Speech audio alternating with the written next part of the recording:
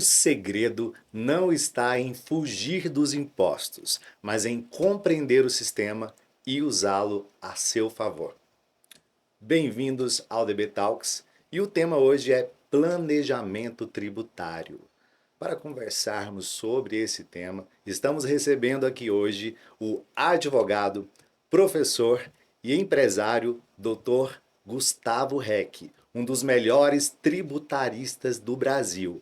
Ele vai sanar todas as suas dúvidas sobre planejamento tributário, holding e os mais diversos temas complexos de direito tributário. Porque você já sabe, né? O DB Talks descomplica o direito.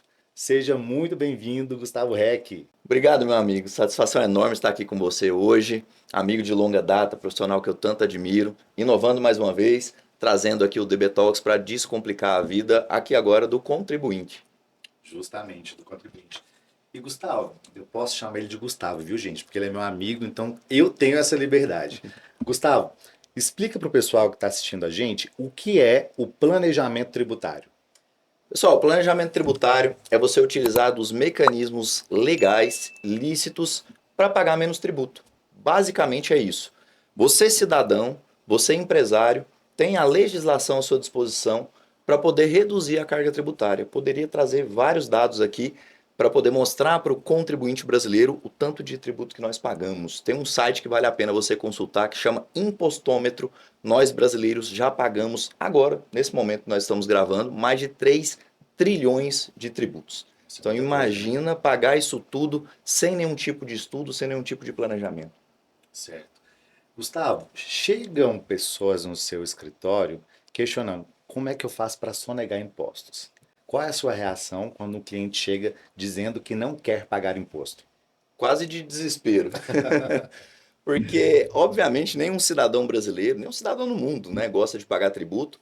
Focando um pouquinho no Brasil, a grande dificuldade que a gente tem não é necessariamente o tanto que a gente paga, tá? Hoje o cidadão brasileiro paga aproximadamente 35% de tributo como carga tributária agregada, mas o problema é o que a gente paga e o que a gente não vê à volta, não tem a torna.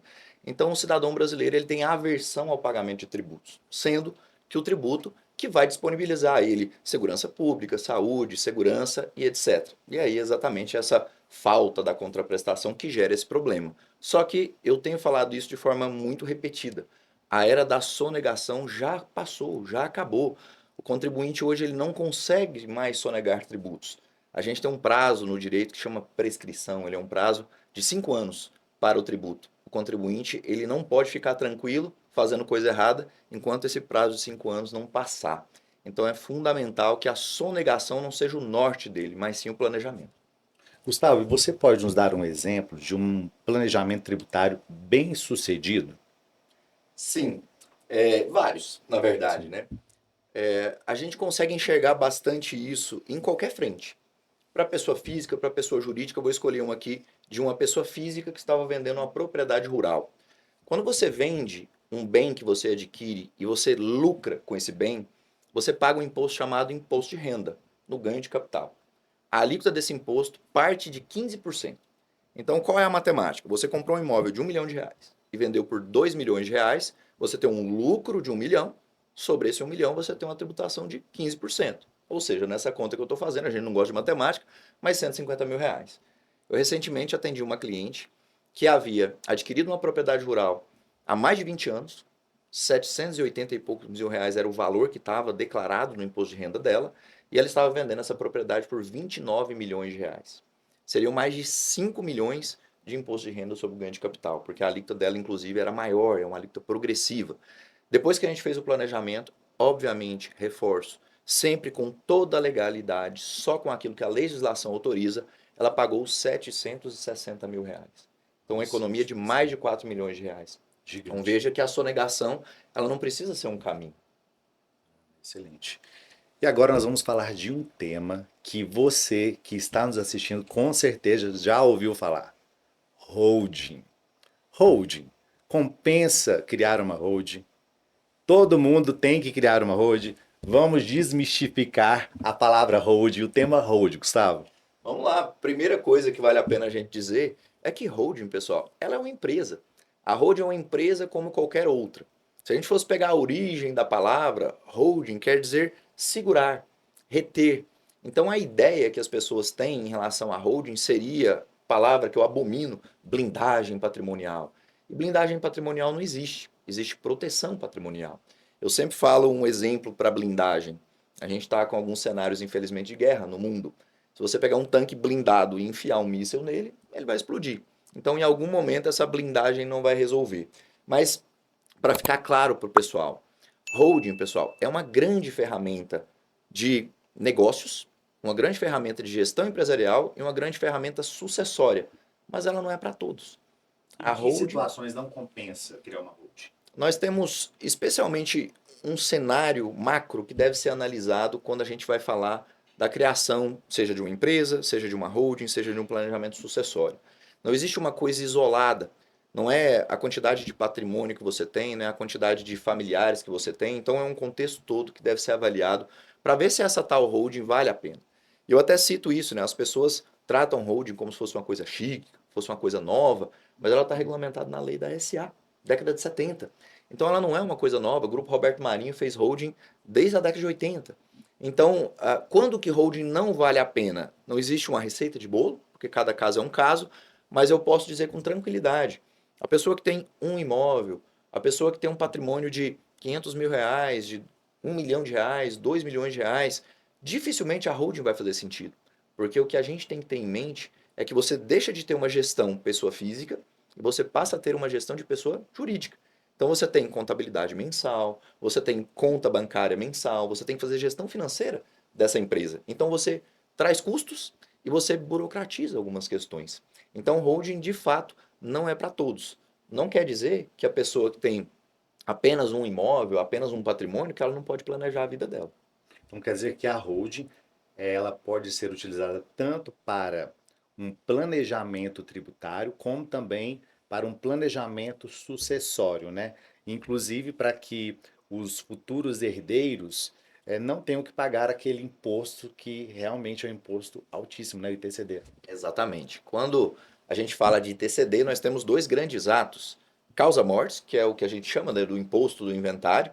Quando há um falecimento, você tem que abrir um inventário como regra geral e você vai sofrer na mão do Estado, pagando até 8%. Cada Estado tem sua alíquota, mas até 8% desse ITCBD. Causa-mortes. O outro lado é o D, é a doação, que é o ato gratuito. Então, quando a gente está falando de planejamento, é você evitar o ITCMD pelo evento morte e você utilizar mais o ITCMD pelo evento doação. Aqui em Goiás, especialmente, a alíquota é a mesma para ambos casos, mas tem vários estados que cobram, inclusive, alíquotas diferentes pelo evento. Às vezes a causa mortes ela é mais alta do que um evento gratuito, do que o evento doação. Então aí depende, já que é um imposto estadual, da particularidade de cada estado. Gustavo, o Brasil, ele está vivendo um momento, eu acho que nós nunca vivemos um momento como esse. Os processos são digitais, né? Na nossa época, para quem não sabe, eu e o Gustavo já fomos estagiários, estagiando juntos numa vara de família. Então, a gente grampeava a folha, perfurava, os processos eram de papel. Hoje é tudo digital, né? E o fisco também se tornou digital, né? E com toda essa digitalização e cruzamento de dados, como isso influencia na vida do contribuinte e também na vida do advogado tributarista para poder fiscalizar isso? Em absolutamente tudo, né? Eu volto àquela frase, a era da sonegação já foi embora, porque a nossa vida hoje ela é pública. Eu vou contar uma história muito breve para vocês.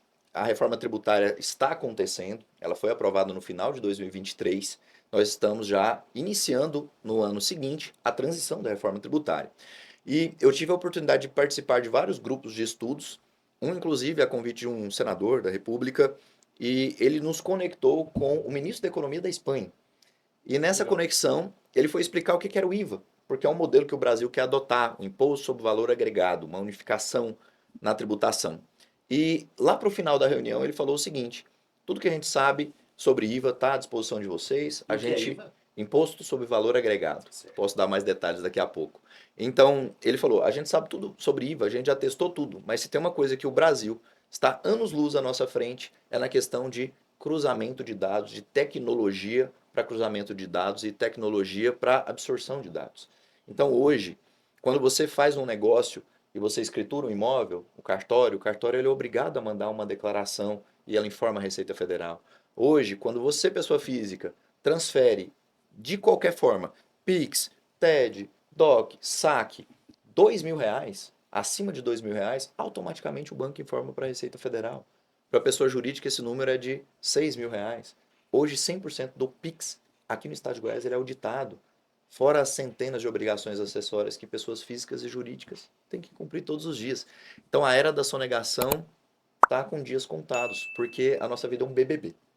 É um BBB, literalmente. E Gustavo, falando sobre reforma tributária, na sua opinião, quais são os pontos positivos e negativos ou os pontos mais relevantes da reforma tributária?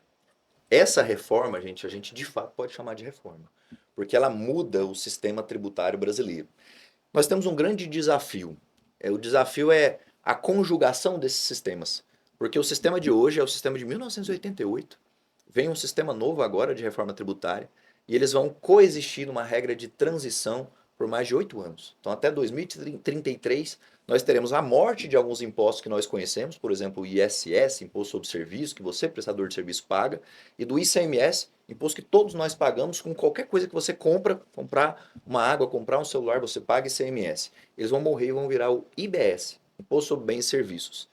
E nós temos duas contribuições, PIS e COFINS, que vão morrer e vão virar CBS, Contribuição sobre Bens e Serviços.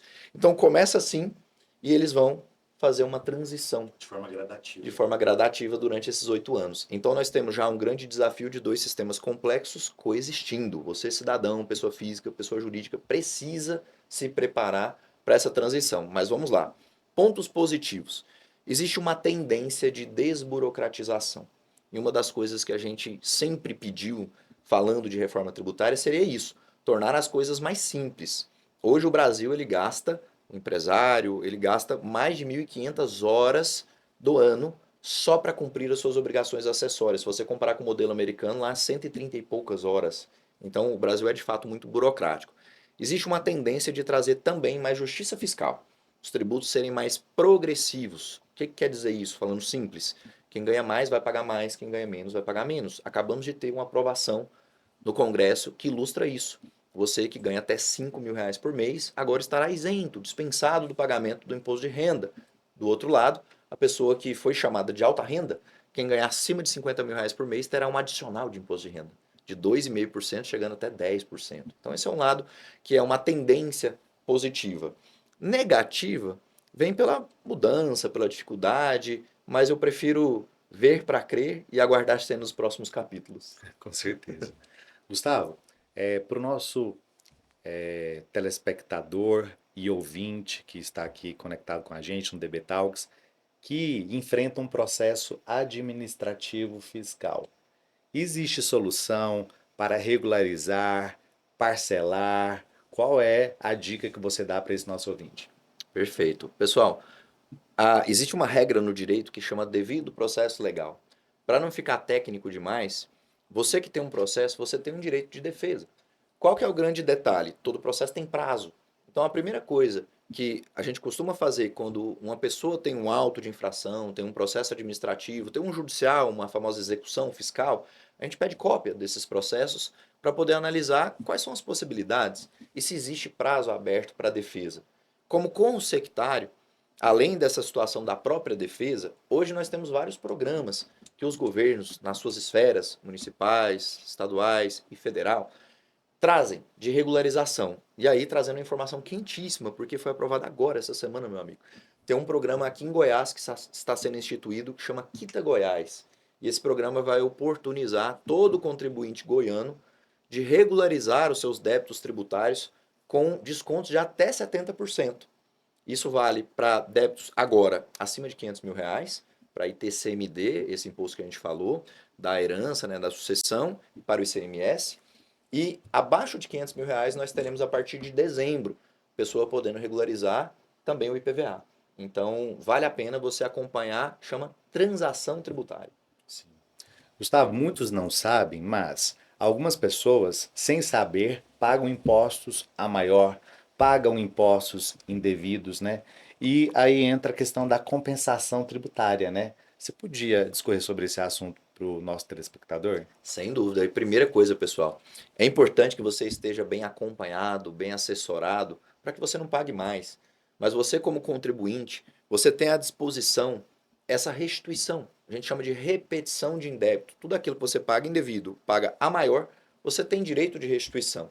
E quando você tem o seu direito aceito, quando o seu direito é analisado, e a Receita Federal, o fisco, ele entende que você de fato tem esse crédito, você pode usar essa compensação tributária, que nada mais é que um encontro de contas.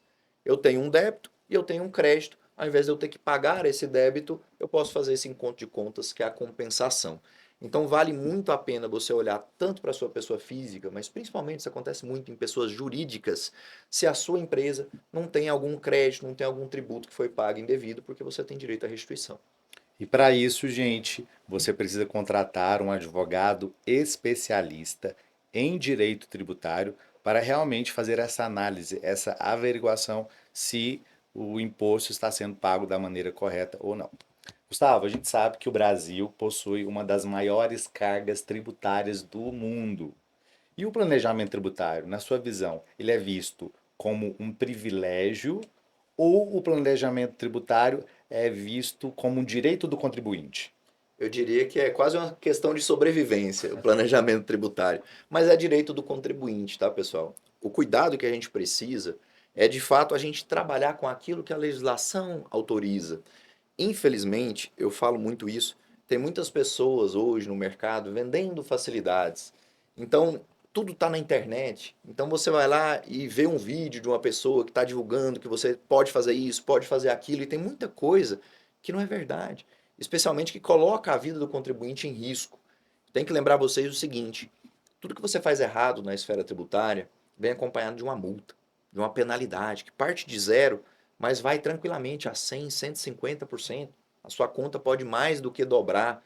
Se você fizer uma coisa ainda mais grave, ainda mais errada, você ainda vai ter que lidar com multas de até 225% e um processo criminal. Crime contra a ordem tributária. E eu posso te dar um exemplo muito simples, que aqui em Goiás o pessoal fez e está sofrendo e está pagando por isso agora.